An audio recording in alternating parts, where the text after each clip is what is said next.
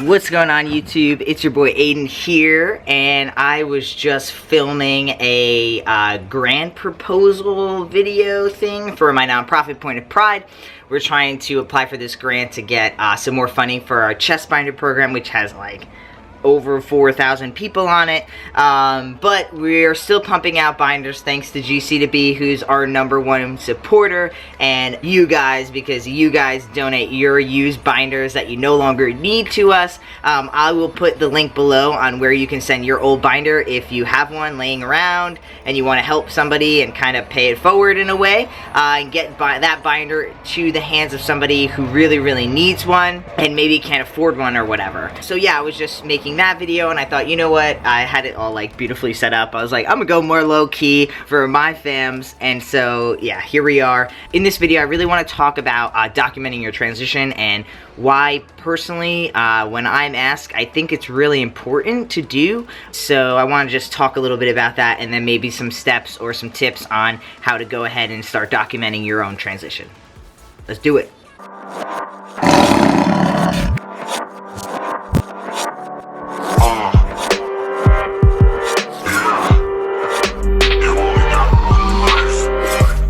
Alright, so the main reason that I think it's important to document your transition is that I feel so lucky and grateful that I have, like, no joke, 9 years-ish of, like, videos to look back on, to see, like, where I was then, where I am now, how my transition has played out, you know, physically, as far as how I look, through my voice, through my, you know, how I talk to the camera, my confidence, as well as, like, emotionally, like, what was going on my first year on T, what was going on my second year on T, like, how did I actually feel post-op, because, you know, now when I look back retrospect, I'm like, oh yeah, post-op was awesome, but then when I look back at my videos, I'm like, actually, I was kind of miserable for a little bit there post-op because I was so uncomfortable. And so documenting my transition just kind of helps me remember those things. I get a lot of people who either are on either side of the fence, right? They either document everything, which I think is awesome, or they don't document anything,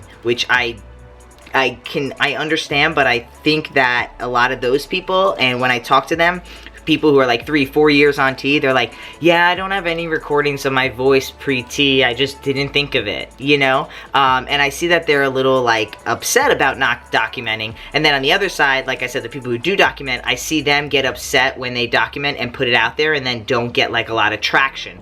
And so that kind of leads me to my other point, is that if you do document, I think you should do it for yourself. And if you decide to put it on YouTube or put it up on Instagram or start a blog or whatever, or a Tumblr account, like, that's on you. Like, you should do that for you and for maybe some close friends or whatever, or the couple of people that maybe you have a friendship with online. Don't try to start documenting your transition because you want to get famous on YouTube or Instagram, because it just doesn't work that way. You'll see all different kinds of people on YouTube who have like little following and then huge following. And like, you know, some of the people with the huge following only talk about trans things, and some of the people with the huge following don't really talk about trans things, right? And the people who have the small following, some of their videos are like super impactful, and some of their videos aren't as impactful, right? And so it's just like, it really depends on the person.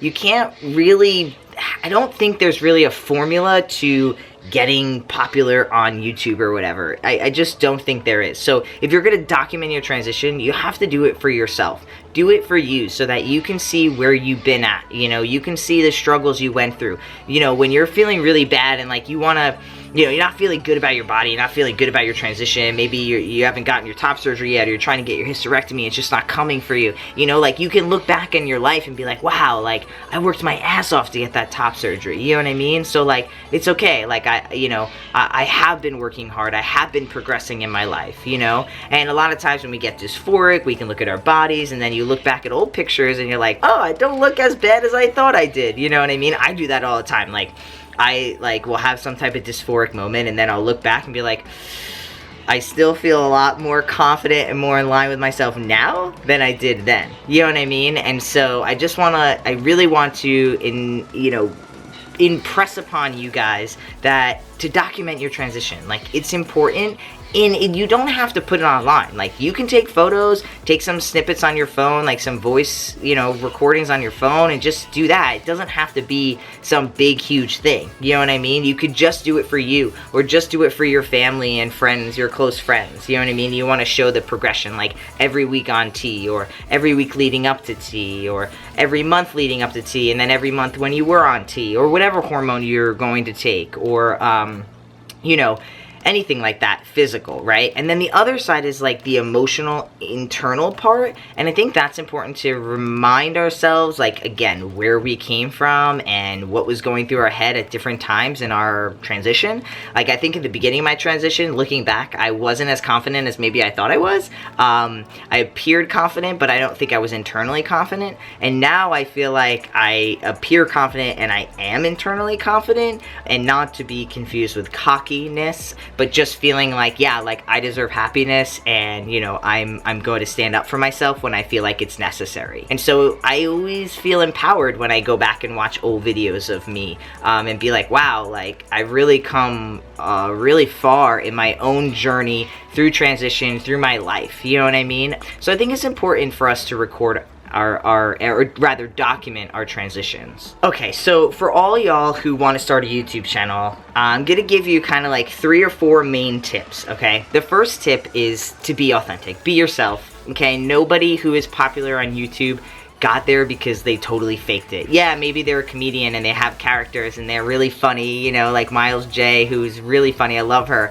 But, you know, she's also like truly herself. When I meet her in person, she's that same person, very fun and quirky and confident, but at the same time, like, she has different sides of herself on her YouTube channel, right? So just be yourself. You can have fun with it, and you can, you know, be different characters, but make sure that like you're authentically being those characters, and you're having, I guess what it would really be is like you're authentically having fun making that video, right? So number 1 is be authentic. Number 2 is more of a generic YouTube rule, which is be consistent. So you don't have to do 3, 5 videos a week, but make sure you're at least posting 1 video every single week on the same day. It's kind of like watching TV. If you watch a show on Monday night at 8 o'clock, and then it's Monday night at 8 o'clock, and you go to turn it on and it's not there, you're kind of disappointed, right? And you're kind of like, what the heck? And then you go back next week and it's still not there, and then you go back 1 week and it's there, but then you come back in 2 weeks, it's not there, right? It's very inconsistent, and so you kind of stop watching because there's no consistency.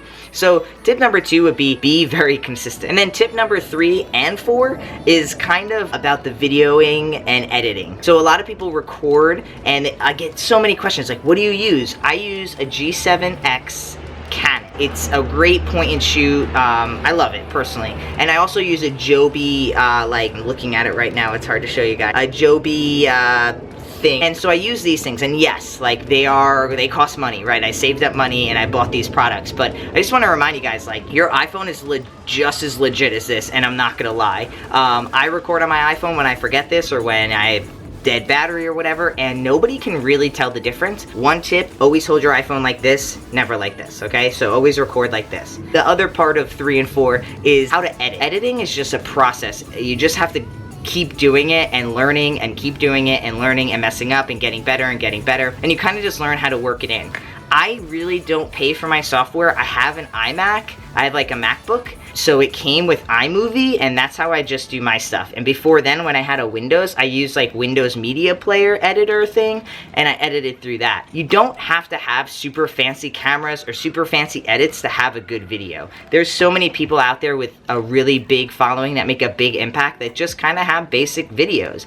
And I'll tell you from like my perspective, I was making really cool edits, like working out and stuff like that, and putting cool music and trying to make it look really flashy. And those videos didn't get that many views, as opposed to me sitting here and with the camera and just talking to y'all. So remember that. It's not always about the quantity, right? Like the amount of edits and the amount of cool stuff in the video. It's more about like the quality of the video. Is the content good? You know, all the edits and drones and all this cool stuff, that's awesome and really like appealing to the eye. It's very aesthetic. But if you don't have good content, you're not gonna be able to keep people. And I know tons of YouTubers who have great great like edits and stuff, but the content just isn't there, and that's why they just don't have that big of a following. Alright, cool. So before I end the video, again, I'm just gonna emphasize, I think you should start recording your transition. Even if you're not on T or not on any kind of hormones, I definitely think you should, especially like if you're in the beginning process of your transition or realizing that you're transgender. I think it's important for us to just vocalize. This is such a good diary, you know what I mean? So, but remember, it's still a diary, so only put out videos or content that you're okay to get critiqued and criticized. You know, it took me a long time to get comfortable making videos like this, and you know, you should expect that from yourself too. Don't give up right away. You are trying to build a following and be on YouTube. Like, you know, it takes a long time, guys. I've been on YouTube like 8 years. I have 50,000. I mean, it's great, like, I'm not complaining, but it's not that much. I know people who have been on YouTube for much shorter periods and have double, if not triple, quadruple the amount of followers of me.